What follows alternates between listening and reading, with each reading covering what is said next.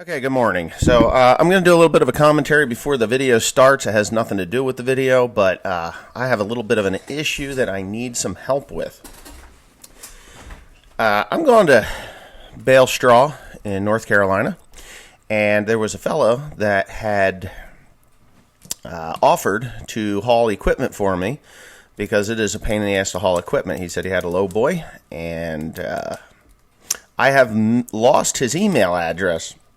He said he was from North Carolina, and I am wondering if he's still watching the channel, for one thing, which I believe he is, and if he is not, if anybody had the time to go through videos back around October, November, and look through the comments section where he had commented that he would be willing to haul my equipment down to North Carolina for me.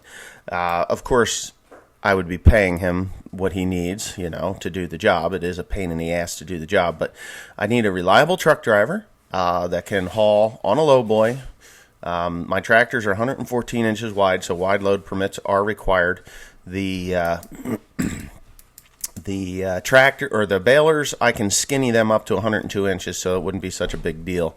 And I may be hauling those myself. But I have 3 tractors that need to go down and 1 stack wagon that needs to go on the on a lowboy because of the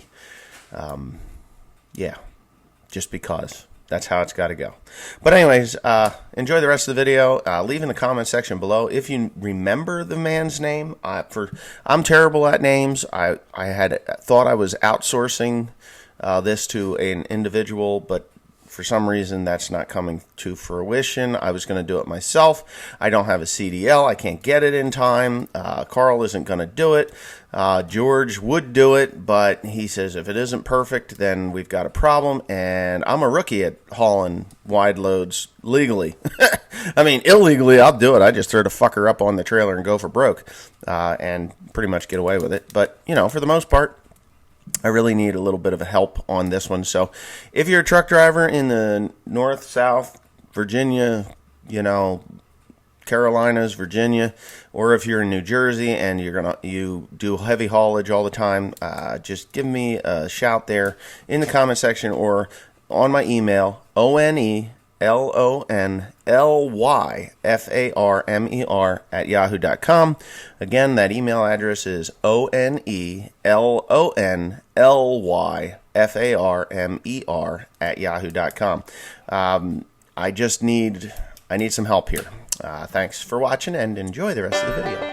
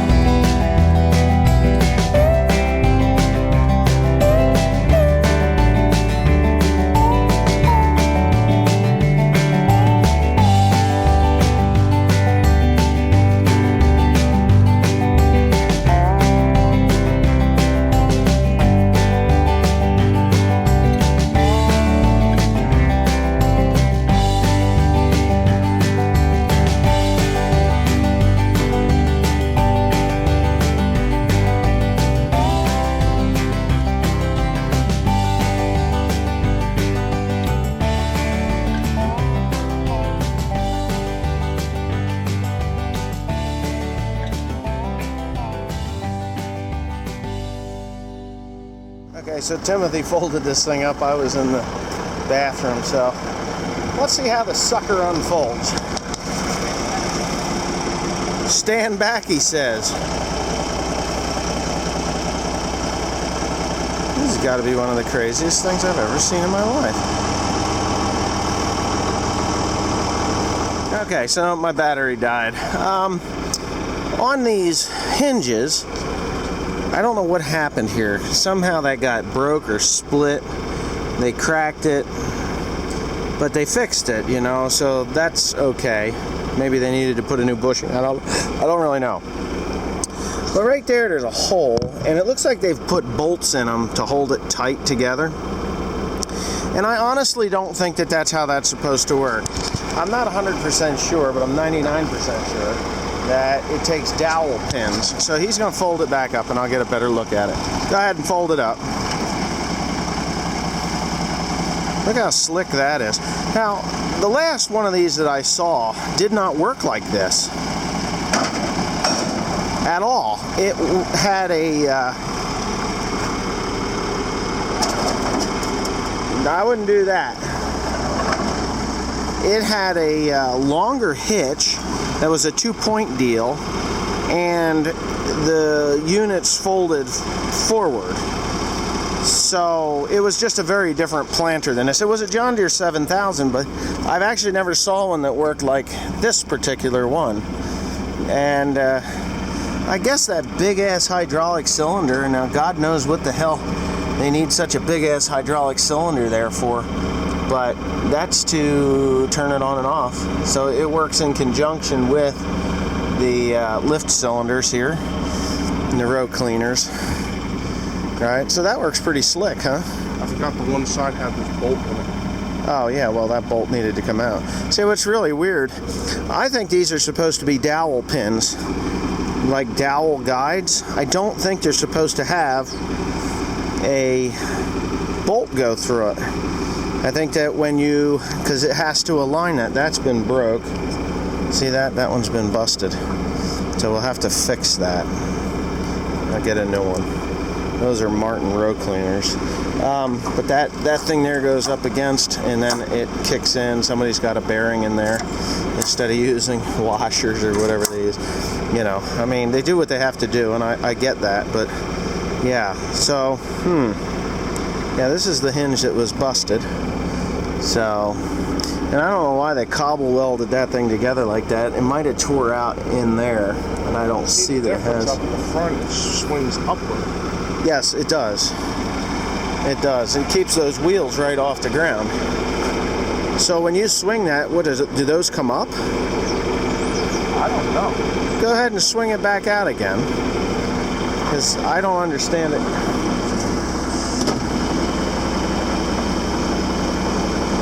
Or do those wheels never go down? Keep it going. That's missing a pin. Huh? I'm missing a... I wouldn't get between there. No, that's just the pivot. So if you drop it down,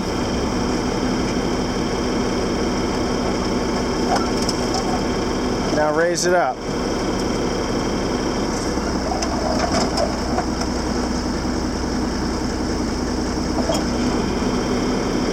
Well, those things should, unless they're locked. Is that a lock on that? They're locked up. There's a lock. So they're locked from going... No. You got to drop it down and release the lock.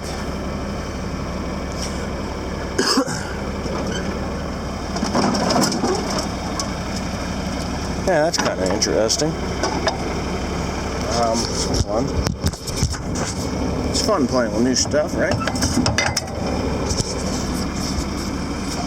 Yeah. So you have to lock those up when you fold it. But you really need these because they gauge. Let's see what he's got. Yep. So yeah, we've got all the row units functioning. Boy, that lifts high off the ground. That's way higher off the ground than what my old 7000 did. Some of the seed firmers need some help. But for the most part, there's a lot of bushings. You can tell right in here there's bushings that need to be repaired. You can see them when they rub like this. And that one there is bad because the bolt is cocked and it is quite loose. So there's going to be a bunch of bushings and a bunch of bolts that have to be purchased. Looks to me like the openers look fairly decent. It looks like they actually did grease it somewhat often. Maybe not as often as I would have, but somewhat often. This is a whole new row unit. I think I've said that 6 times. A lot of times they'll break right here. These things loosen up. I got to get new bushings there, and this one here needs a new bushing. So those bushings are going to be key into keeping this thing alive. But you know, the nice thing is, when you take a 4-row corn planter and plant 100 acres, that 4-row corn planter plants a lot more than a 12-row. If you know what I mean, because you're 2/3 bigger for a 12. So with a 4-row corn planter planting 100 acres, it'd take you 3 times, 2/3 as long, but actually a lot longer because of all the turning you do at the end of the field. This 12-row corn planter, everything turns the same speed, but you're covering obviously 12 rows instead of 4, so things can get done pretty quickly. Can I try to move it ahead? What? While it's on the ground? No, we're not going to go that route yet. I want you to fold it up. So drop it down, we'll lock that thing up, and we'll fold it up. I think honestly, I think when it's folded up, we could have put it on that trailer and it would have been perfectly fine. The guy was like, oh yeah, no, don't worry. We just run it the full length on the trailer, which is fine, but gee whiz, Sparky. It was kind of scary. So that's that easy. So you still have to get out of your tractor when you go to the field. Alright, so that one's locked up. And he'll do that. I don't know, I'm telling you, there should be dowel pins in there.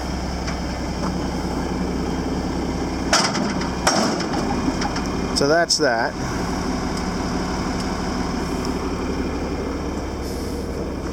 Yeah. What do you got? Yeah, that's for the markers that don't exist anymore. This is a P-7000. I should probably take a photograph of that so I can get the book. P-7000. I'm pretty sure you're going to have to take these off.